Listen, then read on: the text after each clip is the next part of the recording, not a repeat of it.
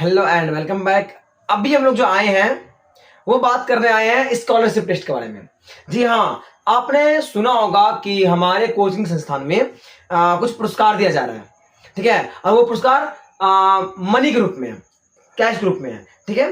तो वो पुरस्कार के बारे में जानकारी देने के लिए आए हैं। आपने सुना होगा कि किसी को 500 रुपया मिला, किसी को 300 रुपया मिला, किसी को 200 रुपया मिला। तो यही बात हम बताने के लिए भी आए हैं आपके पास। ओके, तो सबसे पहले हम लोग को बताते हैं कि स्कॉलरशिप क्या होता है। स्कॉलरशिप मतलब कि स्कॉलरशिप एक ऐसी सहायता राशि है जो गवर्नमेंट के द्वारा या प्राइवेट सेक्टर के द्वारा छात्रों को दिया जाता है उसकी पढ़ाई के लिए। गवर्नमेंट, सरकार या कोई भी प्राइवेट कंपनी के द्वारा या किसी भी चीज के द्वारा, कोई किसी के द्वारा छात्र को दिया जाता है सहायता राशि के रूप में। ओके, तो आपके लिए क्यों बनाया गया है? देखिए, ये एग्जाम लेने के पीछे मेरा दो कारण है। सबसे पहला कारण है कि एक बच्चा नियमित ढंग से हर महीना अपना टारगेट को अचीव करेगा। बच्चा एक रेगुलर वे पे आएगा कि हम एक महीना में इतना सारा बात पढ़ना चाहते हैं। ओके, और जब बच्चा एक महीना में इतना सारा बात पढ़ेगा तो उसको क्लियर होगा, वो एक महीना में हम इतना कुछ कर सकते हैं। ये रूटीन, ये मतलब एक छोटा सा एज से उसको रूटीन मेंटेन करने आ जाएगा। अगर यही टेस्ट हम अगर ईयरली करते हैं तो वो सोचेगा कि हम चलो लास्ट में पढ़ लेंगे। नहीं, यहाँ पे क्या किया जा रहा है कि हर महीने उसको एक प्रेशर मिल रहा है ताकि वो टेस्ट का तैयारी कर सके। तो वो रूटीन मेंटेन करने सीखा, पहला बात। दूसरा बात, बच्चा ईमानदारी से पूरी मेहनत करके एक चीज के लिए लगेगा तो उसको ये समझ में आएगा कि मेरा गोल क्या होता है और गोल को अचीव करने के बाद मोमेंट क्या होता है, ये समझ में आएगा। तो इस दोनों मकसद के साथ हम अभी आए हैं और आपको समझाने वाले हैं स्कॉलरशिप टेस्ट है क्या। एक बार हम ले चुके इस टेस्ट को, हम अपने कोचिंग में इसको अप्लाई करके देख चुके हैं और अब मेरे को लगता है कि यह टेस्ट आप लोग के पास भी जाना चाहिए। तो अब पूरी जानकारी इसके बारे में करने वाले हैं। चलिए अभी हम लोग बात कर लेते हैं कि कौन कौन लोग इसमें पार्टिसिपेट कर सकता है, क्या कौन कौन से क्लास के लोग इसको पार्टिसिपेट कर सकता है। तो सबसे पहला पार्टिसिपेट करने वाले क्लास के लोग होंगे क्लास 6 से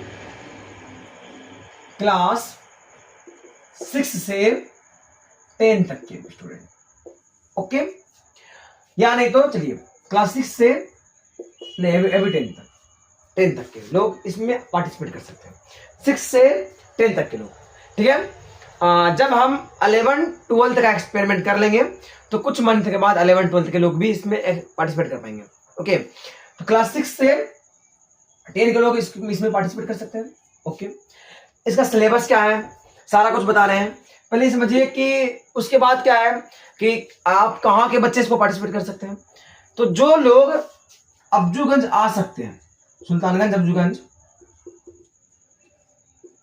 अब्जूगंज या सुल्तानगंज आ सकते हैं, टेस्ट दे सकते हैं। 3 दिन टेस्ट होगा और उसके बाद 7 दिन के बाद रिजल्ट मिलेगा। ओके, तो अगर मान लीजिए 3 दिन टेस्ट हुआ तो उसके नजदीकी संडे को, जैसे मान लीजिए सोमवार, मंगल, बुध को टेस्ट हुआ, तो जो नजदीकी संडे होगा उसमें आपको रिजल्ट मिलेगा। तो आपको 4 दिन आप आराम से आ सकते हैं। 3 दिन टेस्ट, 1 दिन रिजल्ट, तो आप पार्टिसिपेट कर सकते हैं। ओके, तो क्लास 6 to 10 के लिए ये है। और ये जो है वो अब्जूगंज के पास जितने आसपास के इलाके के बच्चे, या आप अगर अब्जूगंज में आ सकते हैं तो आप भर सकते हैं फॉर्म, ठीक है। एग्जाम कहाँ होगा?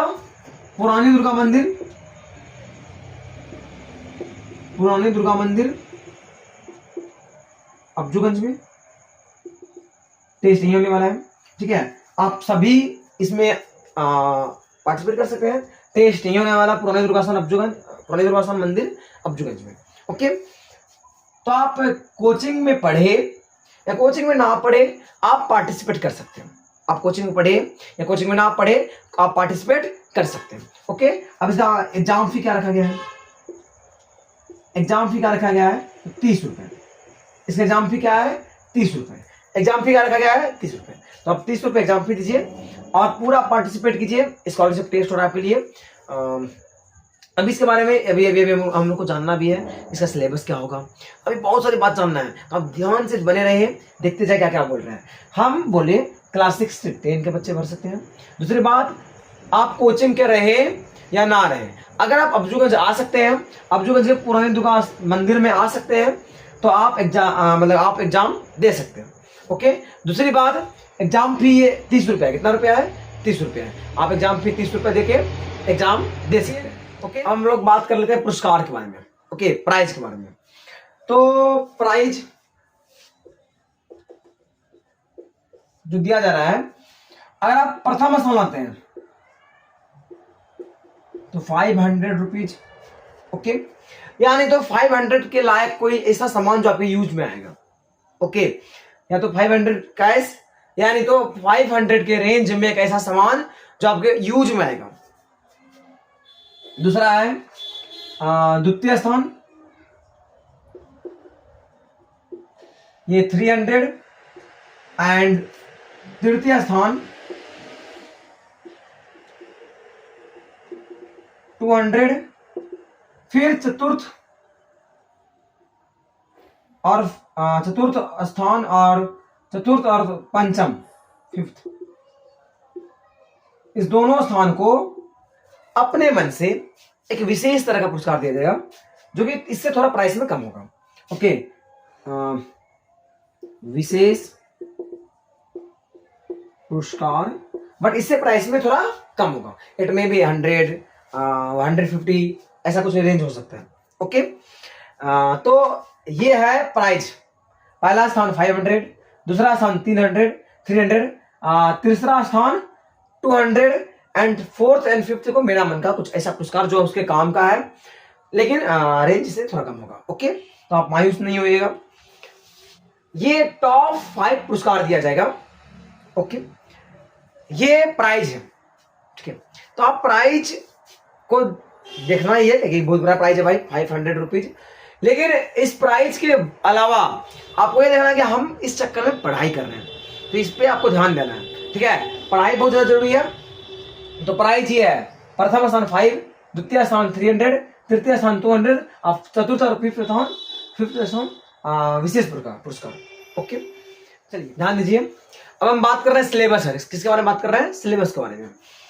ये सिलेबस क्लास 10 के लिए है और जून महीने के लिए, मतलब कि ये जो जून का महीना चल रहा है, इस महीने में जो एग्जाम होने वाला है, यानी 22 के बाद एग्जाम, 22 के बाद और 30 के पहले हो जाएगा, तो आपको डेट बता दिया जाएगा। ये जो सिलेबस बन रहा है जून के महीने के लिए, ये क्लास 10 के लिए है। चैप्टर 8 और 9 त्रिकोणमिति और हाइट एंड डिस्टेंस, 2 रिफ्लेक्शन अपवर्तन, फिर टू आपको बुक में देख लीजिएगा, फिर हिस्ट्री में 2, फिर ज्योग्राफी में 1 का को और खो, 1 में आप चैप्टर नंबर 1 आइएगा संसाधन, इसके बाद को और खो, फिर इकोनॉमिक्स में 2, संस्कृत में 5 लकार, 5 गो लकार, 5 लकार पढ़े ना, आप 5 लकार पढ़िएगा। और फिर चैप्टर 3-4 इंग्लिश का बारे में आपको बता दिया जाएगा, जब आप फॉर्म भरना आइएगा तो आपको बता दिया जाएगा।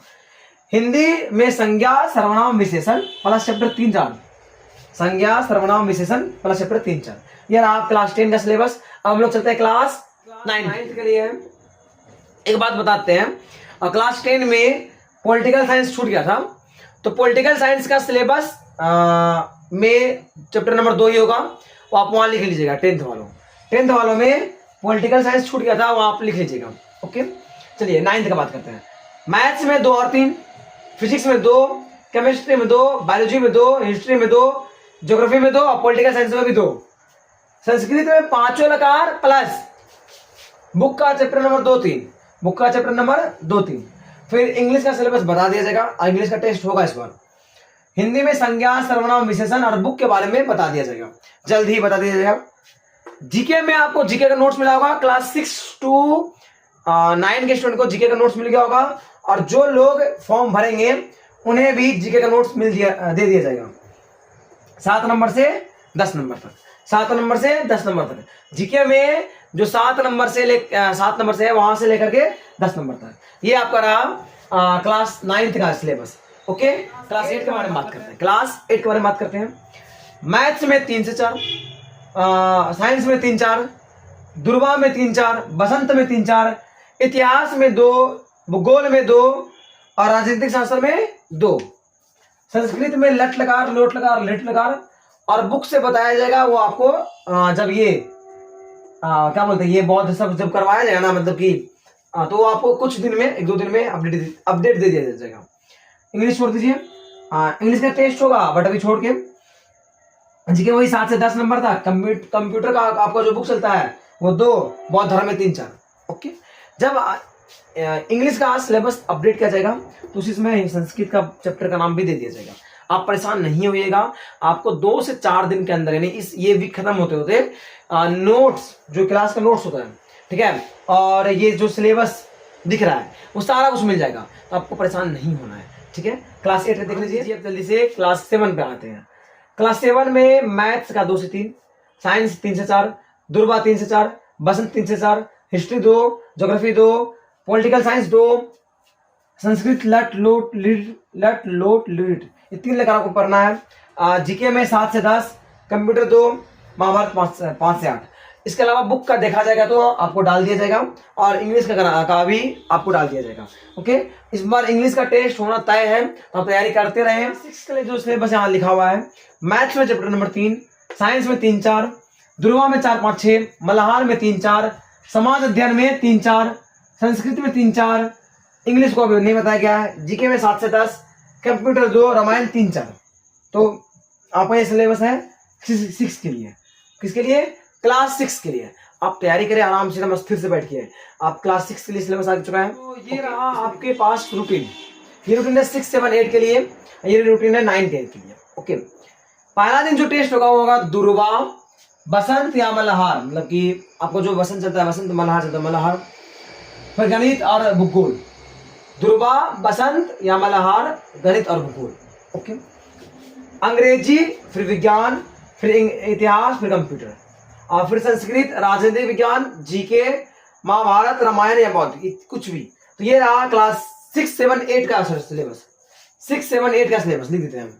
ये है क्लास 6, 7, 8। ओके, नीचे जो है 9, 10 के लिए है। पहला दिन हिंदी, फिर मैथ, ज्योग्राफी और biology. Hindi, math, geography, biology, फिर English, chemistry, history, GK. Okay, और उसके बाद फिर है Sanskrit, physics, economics, civics. Okay, ये है क्लास 9, 10 का सिलेबस, और ये ऊपर था 6, 7, 8 का सिलेबस। ओके।